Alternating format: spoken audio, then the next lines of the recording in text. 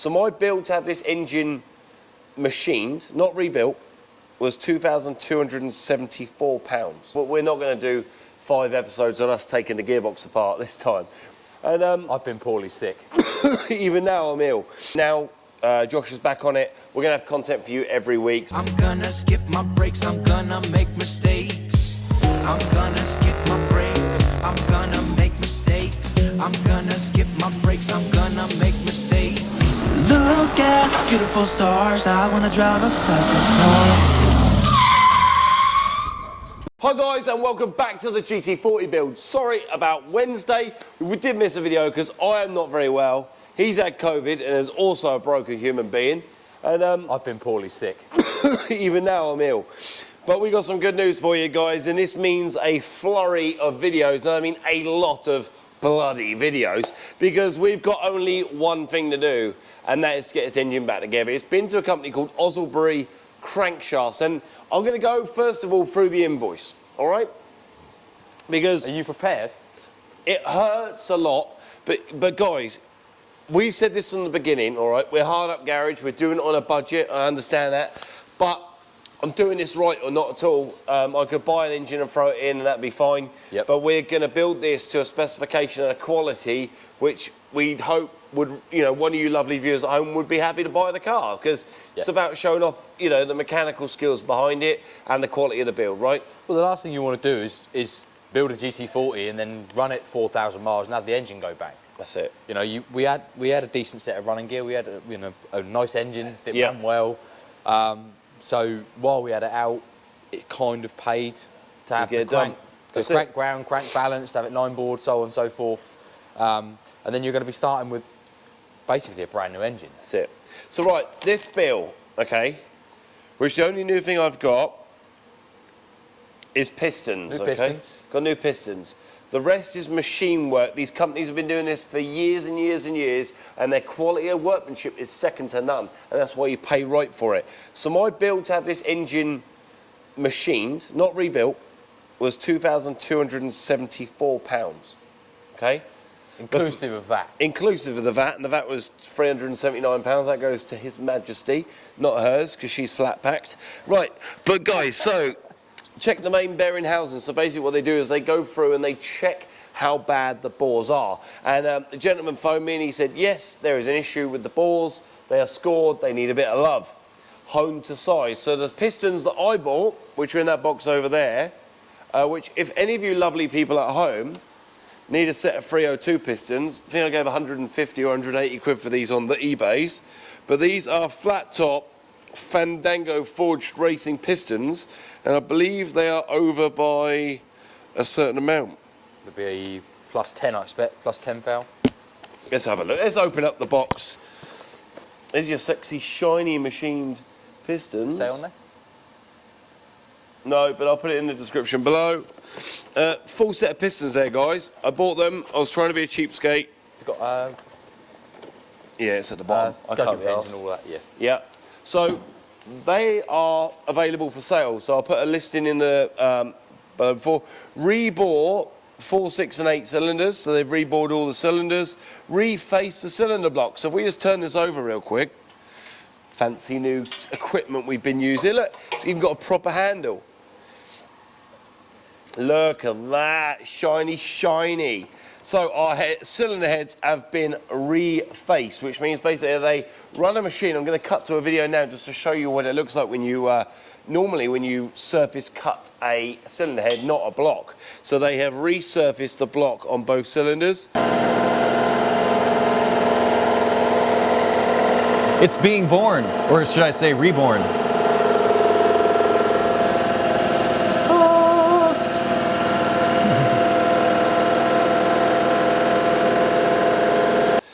Press fit the piston to the conrod. Do we have a piston there, Squire? What that means, okay, is the piston itself is the top, and the conrod is this part here, which is the connecting rod, which connects the piston itself. These are KB sexy pistons. Keith Black pistons. Keith Black, eh? Plus 30s.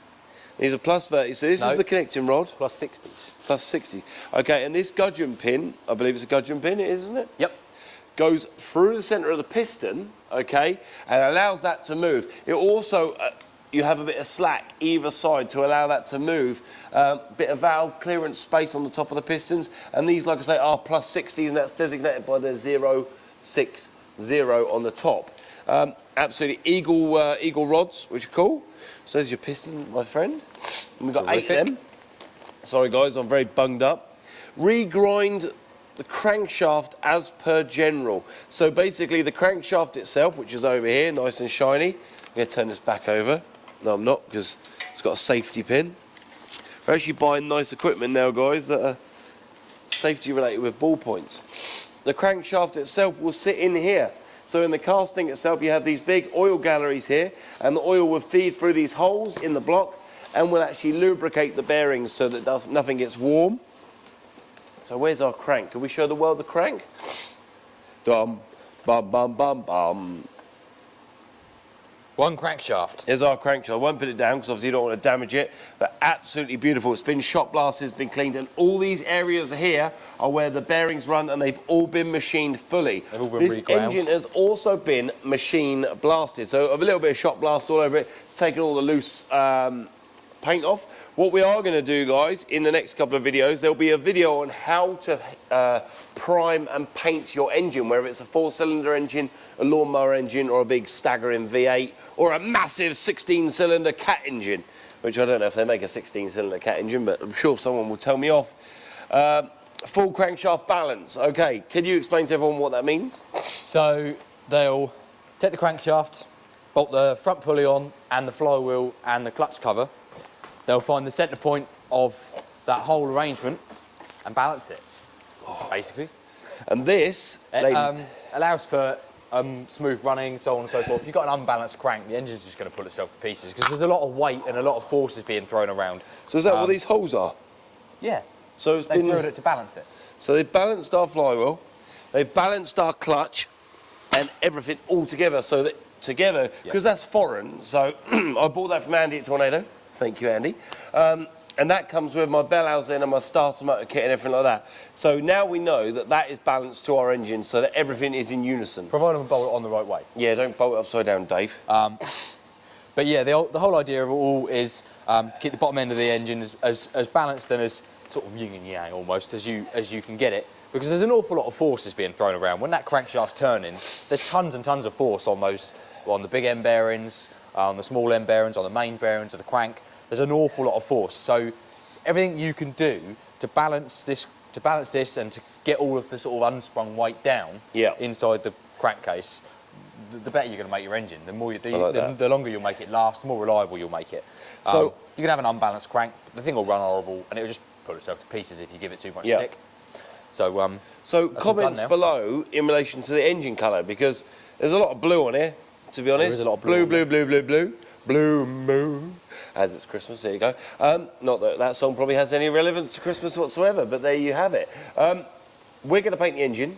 We're going to look at what colour the original GT40 engine was. Please put it in the comment section below, because your interaction, guys, on the last video in relation to the wheelbase was fantastic.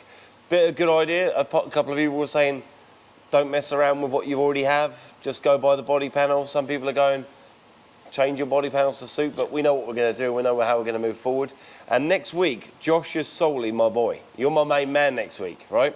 We've got some work to get on with, haven't we? So there's going to be a lot of engine building next week, so you're going to have a flurry of videos every Wednesday and every Sunday. Starting off with how to paint your engine. We're going to go with that first. Then we're going to be how to install your crankshaft. And these videos will be tedious and they'll be slower, but I would rather you have a step-by-step guide over the next sort of 10 episodes on how to build stuff. We may do, conjoin a couple of episodes. We might do how to fit your bearings and your crankshaft all in place, make sure it's right, torque settings. This stuff is going to take time. And a 30, 40-minute video is probably still not going to be enough. A 30, 40-minute video of bolting a big end in, it's boring. getting a piston on, turning the crank twice, and then doing the same 8 times. Yeah, and what we can do is we'll speed up. Once we've shown you how to do one, we will speed up and show you. But at the end of the day, it's a process that needs to be done carefully, needs to be done right. If you put your crank in and you just decide, oh, I'm in a rush, I need to get it all together. Yeah, that's how it's going to go wrong. The car's going to last, the engine's going to last 2,000 miles and blow up. But a couple of things we are going to do, guys, is I think we're going to break a few episodes up because I've got a Ford Anglia that we got a video of us trying to get that running in the shed when we collected it. We got a very funny video of us getting it out. We're working hopefully with a company in America, which we're waiting to hear back on. Engine, gearbox, interior stripped down, and then a full detail. So then that will be a full detail before and after, and then the car will probably go off to a company and have the welding done. So all the welding and all the paint work, and that'll be going back together. We've got the documentation for on that car now, which is very cool, which we've forwarded to the British Motor Museum, and they can tell us if it's had any connection to a movie, which is pretty amazing.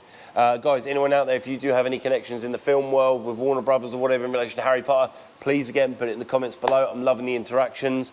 Please share these videos, please like, please subscribe, and hit the bell icon, because the bell icon will give you notifications when we deliver new videos. It's very important that you guys at home, keep up to date with what we're doing, because we're back on the GT40. Just in case you can get Sam's light bulb hair out of your head, you can have a little bell notification and it will remind you every time you release a video. Let's grab the camera. Yep. And let's just show everyone what the bores, what they've done and what the marks mean.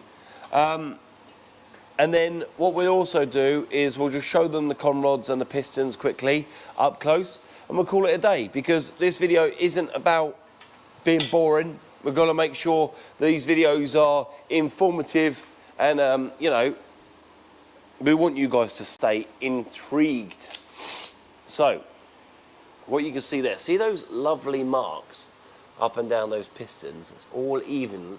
That there is called honing. So basically a honing tool, I'm going to show you what a honing tool is now, is a tool that goes up and down the piston and allows you to give this abrasive kind of surface, and that will actually allow the piston ring itself to go up and down and actually cause a slight bit of friction.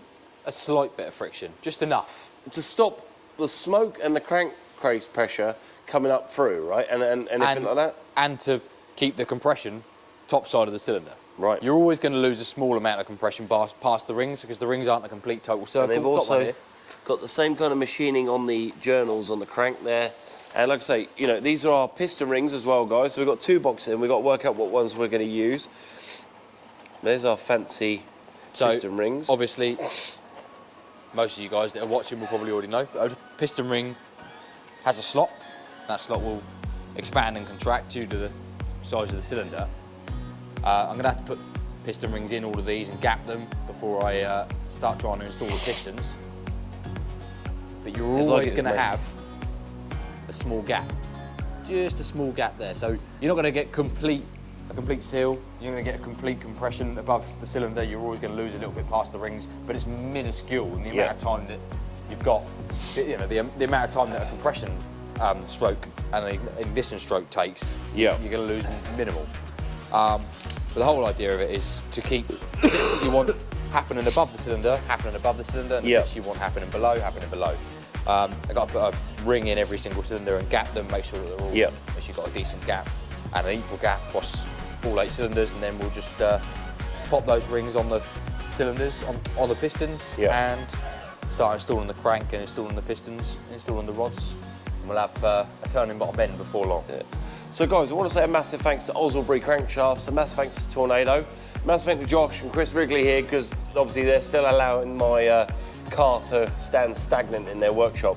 But now Josh is back on it. We're going to have content for you every week. Some of it may be boring to some people, but we're not going to do 5 episodes on us taking the gearbox apart this time.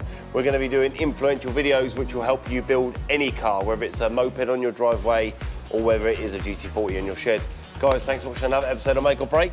We'll see you Wednesday, when we'll start messing with some engines. See you Wednesday. See you guys.